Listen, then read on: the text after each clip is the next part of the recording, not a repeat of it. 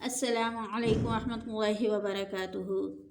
معزز سامعین، امید کرتی ہوں آپ سب خیریت سے ہوں گے۔ اپنے چینل تجوید القرآن و تفسیر القرآن میں آپ سب کو میں خوش آمدید کہتی ہوں۔ آج میں آپ کے سامنے سورہ غاشیہ کا ترجمہ اور تفسیر پیش کروں گی۔ امید کرتی ہوں آپ کو اچھی طرح ذہن نشین ہو جائے۔ تو آئیں اپنا سبق کو شروع کرتے ہیں۔ اپنے سبق کی طرف بڑھنے سے پہلے میری آپ سے چھوٹی سی گزارش ہے کہ اگر آپ کو میرا چینل اور میری ویڈیو اچھی لگے تو پلیز میرے چینل کو لازمی سبسکرائب کیا کریں۔ جزاکم اللہ خیرا۔ تو آئیں شروع کرتے ہیں۔ بسم اللہ الرحمن الرحیم۔ سورۃ الغاشیۃ مکیہ۔ سورہ غاشیہ مکہ مکرمہ میں نازل ہوئی۔ اس میں 1 رکوع اور 26 آیات ہیں۔ غاشیہ نام رکھنے کی وجہ تسمیہ۔ غاشیہ کا نام رکھنے کی وجہ یہ ہے کہ اس سورت کا غاشیہ نام کیوں رکھا گیا۔ غاشیہ کا مطلب ہے چھا جانے والی چیز۔ پہلی آیت میں چونکہ یہ لفظ مذکور ہے اس لیے اسے غاشیہ کہتے ہیں۔ سورہ غاشیہ کے متعلق احادیث نبوی ہے کہ حضرت ضحاک بن قیس رضی اللہ تعالیٰ عنہ نے نعمان بن بشیر رضی اللہ تعالیٰ عنہ کی طرف خط لکھ کر پوچھا کہ نبی کریم خاتم النبیین صلی اللہ علیہ وآلہ وسلم جمعہ کی نماز میں سورہ جمعہ کے ساتھ کون سی سورت تلاوت فرماتے تھے۔ آپ رضی اللہ تعالیٰ عنہ نے فرمایا آپ صلی اللہ علیہ وآلہ وسلم جمعہ کی نماز میں سورہ غاشیہ کی تلاوت فرماتے تھے۔ اس کا مرکزی مضمون یہ ہے کہ اس میں اسلام کے بنیادی عقائد بیان کیے گئے ہیں۔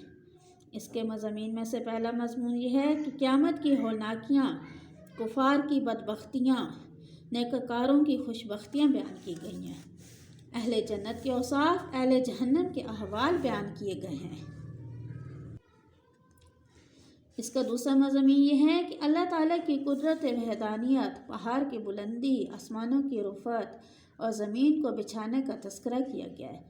اس کا تیسرا اور آخری مضمون یہ ہے کہ اس سورت کے آخر میں حضور اکرم صلی اللہ علیہ وآلہ وسلم سے فرمایا گیا کہ آپ کے ذمہ نصیحت کرنا ہے، مسلمان ہونا اور ان کا مسلمان کرنا یہ آپ کے ذمہ لازم نہیں، آپ بس ان کو نصیحت کرتے ہیں۔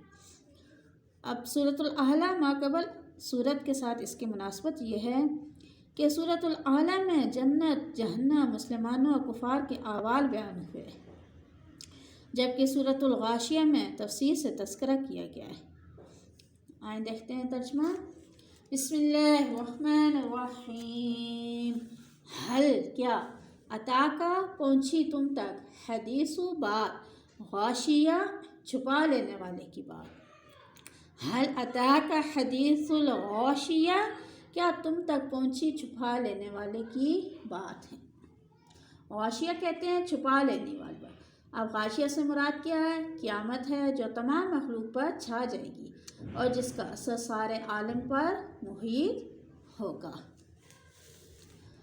اس آیت میں نبی کریم صلی اللہ علیہ وآلہ وسلم سے خطاب ہے کہ آپ صلی اللہ علیہ وآلہ وسلم آپ کے پاس ایسی چیز کی خبر آ چکی، آپ صلی اللہ علیہ وآلہ وسلم کے پاس ایسی چیز کی خبر آ چکی جو چھا جانے والی ہے۔ اس سے مراد قیامت ہے جس کی ہولناکیوں سے ہر چیز تھر تھر کانپے گی۔ بدبختوں کے چہرے پر سے ہی چھا جائے گی، جبکہ نیکوکاروں کے چہرے پر نور اور چمک رہے ہوں گے۔ آگے وجوہ ہوئی بہت سے چہرے یومئذ اس دن خاشعہ ذلیل ہونے والے ہیں، خاشعہ ذلیل ہونے والے ہیں، عاملۃ محنت کرنے والے، ناصبہ تھکے ہوئے، عاملۃ محنت کرنے والے، ناصبہ تھکے ہوئے، تصلا گریں گے، نارن آگ میں، حامیہ دہکتی ہوئی آگ میں۔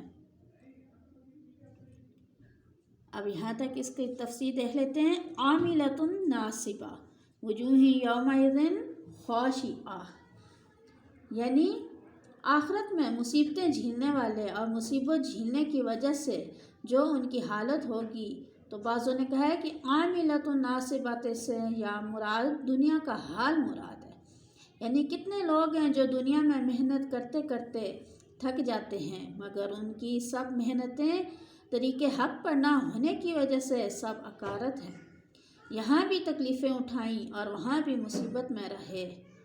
خسرت دنیا والآخرہ اسی کو کہتے ہیں۔ حضرت شاہ صاحب لکھتے ہیں کہ کافر لوگ، حضرت شاہ صاحب کیا فرماتے ہیں کہ کافر لوگ جو دنیا میں بڑی بڑی ریاضت کرتے ہیں، اللہ کے ہاں کچھ قبول نہیں ہوتی۔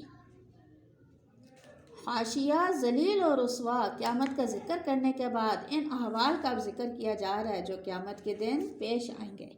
عاملۃ ناصبہ کیا ہے؟ تھکے ہوئے محنت کرنے والے۔ حضرت عبداللہ ابن عباس رضی اللہ تعالیٰ عنہ نے فرمایا وہ لوگ مراد ہیں جو حق پر نہ تھے، بت پرست، راہب، پجاری آدی کافر، کہ انہوں نے اپنی طرف سے ریاضتیں مشقتیں بھی اٹھائیں، لیکن راہ حق پر نہ ہونے کی وجہ سے نتیجہ یہ ہوا کہ وہ جہنم میں جائیں گے۔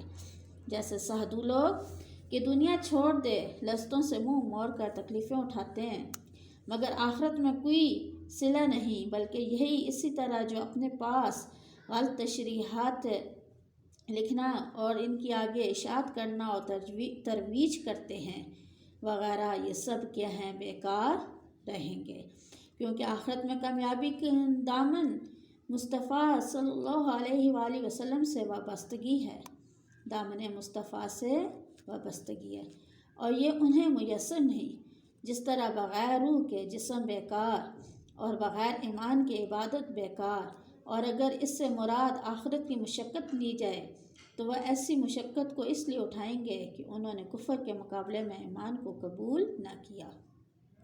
چنانچہ اب جہنم کی آگ کی تپش جھیلو جو دنیا کی آگ سے 70 گنا تیز ہے۔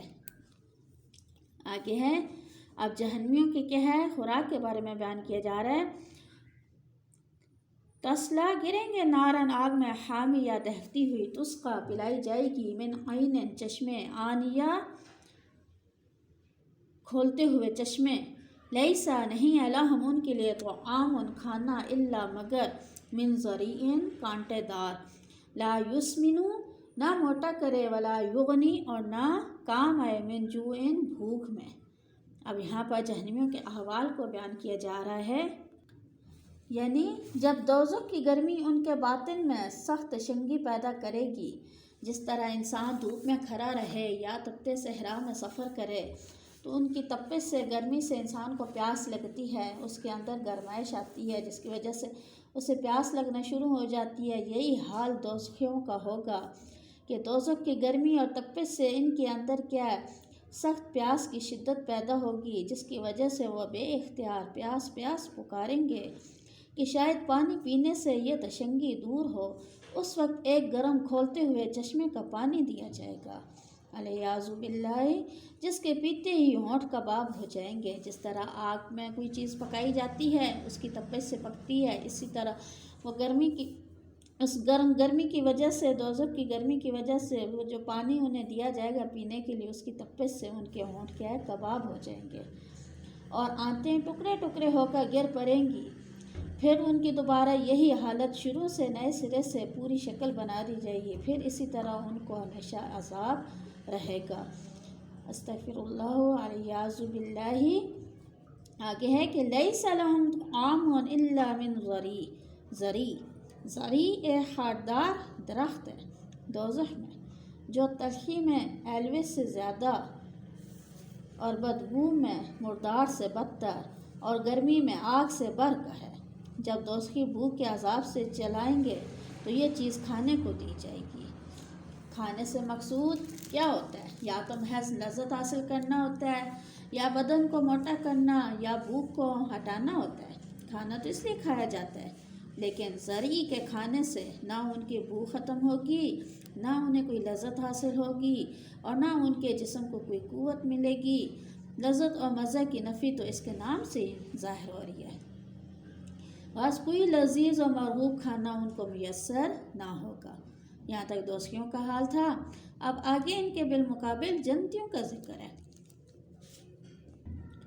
وجوہیں بہت سے چہرے یومئذ اس دن ناعمہ تر و تازہ ہوں گے، لسعیہا اپنی کمائی سے، اور راضیہ راضی ہوں گے، فی میں جنت باغات میں، عالیہ اونچے، لا تسمع وہ نہیں سنیں گے، فیہا اس میں، لاغیہ لاغیہ کوئی بیہودہ بات، فیہا اس میں، عین چشمہ ہے، جاریہ بہتا ہوا، فیہا اس میں، سرر تخت ہیں، مرفوعہ اونچے،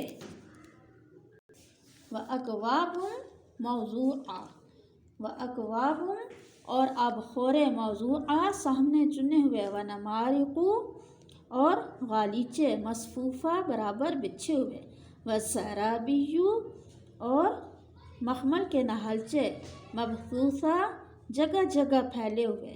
اب یہاں پر کیا ہے، جنتیوں کے احوال کو بیان کیا جا رہا ہے، یعنی خوش ہوں گے، اپنی کوشش کیا ہے ان کی ٹھکانے لگی، محنت کا پھل ملا۔ جس طرح انسان دنیا میں کوئی محنت کرتا ہے، پھر اس سے آخر میں جا کے اس محنت کے بعد انعام ملتا ہے، تو انسان کی خوشی دیکھنے کے قابل ہوتی ہے۔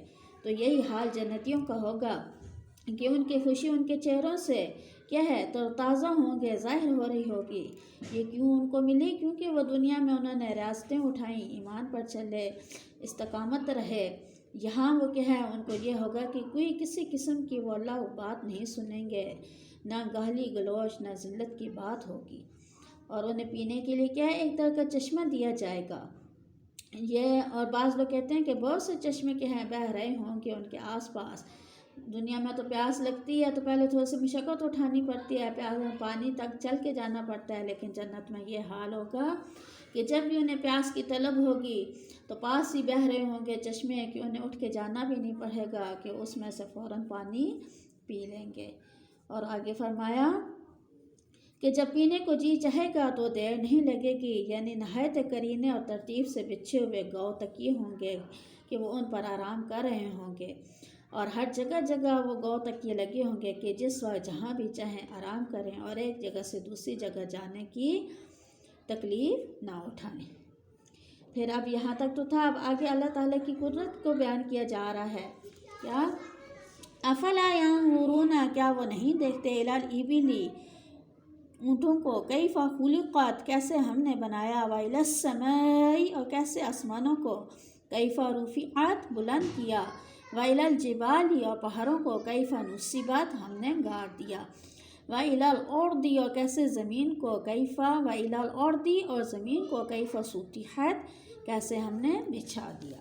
اب یہاں پر کیا ہے، اللہ تعالیٰ کی قدرت کو اور اس کی وحدانیت کو ظاہر کیا جا رہا ہے کہ اپنی کالائی کے سبب باوجود وہ کیا ہے، انہیں یہ تو ہونا چاہیے تھا کہ وہ اپنے ارد گرد کی نشانیوں کو دیکھ کر وہ کیا ہے اللہ تعالیٰ کی وحدانیت کا اقرار کر لیتے، لیکن تعجب ہے کہ وہ ان چیزوں کو دیکھ کر اللہ تعالیٰ کی حکیمانہ قدرت کو اور اس کے انتظامات کو نہیں سمجھتے۔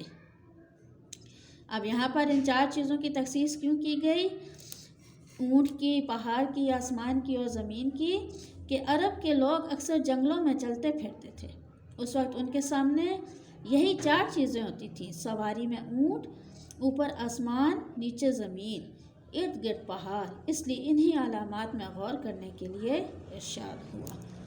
آگے ہے فذکر پس تو نصیحت کر، انما بے شک انت مذکر تو نصیحت کرنے والا ہے، لست نہیں ہے، علیہم ان پر بمسیطر تو نگہبان داروغہ، الا مگر من تولا جو پھرے، وکفا اور گردانی کرے، فیعذبہ پس دے گا اس کو اللہ عذاب اکبر بڑا، انا بے شک الینا ہماری طرف، ایابہم ان کو لوٹ کر آنا ہے، ثم پھر انا بے شک علینا ہم پر حسابہم ان کا حساب کرنا ہے۔ اب ہمارے کہ یعنی جب یہ لوگ باوجود کیا میں دلائل واضح غور نہیں کرتے تو آپ بھی ان کی فکر میں زیادہ نہ پڑیے، بلکہ صرف نصیحت کر دیا کیجیے، کیونکہ آپ نصیحت کرنے اور سمجھانے ہی کے لیے بھیجے گئے ہیں۔ اگر یہ نہیں سمجھتے تو کوئی آپ ان پر داروغہ بنا کر مسلط نہیں کریں کہ زبردستی منوا کر ہی چھوڑیں گے اور ان کے دلوں کو بدل ڈالیں، یہ کام کیا ہے، مقلب القلوب یعنی اللہ کی ذات ہی کا ہے، یعنی جس نے اللہ کی اطاعت سے روگردانی کی اور اس کی آیتوں کا انکار کیا وہ آخرت کے برے عذاب اور اللہ کی سخت ترین سزا سے بچ نہیں سکتا۔ یقیناً ان کو ایک روز ہماری طرف لوٹ کر آنا ہے اور ہم کو ان سے رتی رتی کا حساب لینا ہے۔ غرض آپ اپنا فرض ادا کرتے جائیں اور ان کا مستقبل ہمارے سپورٹ کر دیجیے۔ امید کرتی ہوں آپ کو اچھی طرح ذہن نشین ہو گئی ہوگی۔ اگر آپ کو میری ویڈیو اور میرا چینل پسند ہے تو پلیز اسے لازمی سبسکرائب کیا کریں۔ تو وآخر دعوانا ان الحمد للہ رب العالمین۔ جزاکم اللہ۔ السلام علیکم۔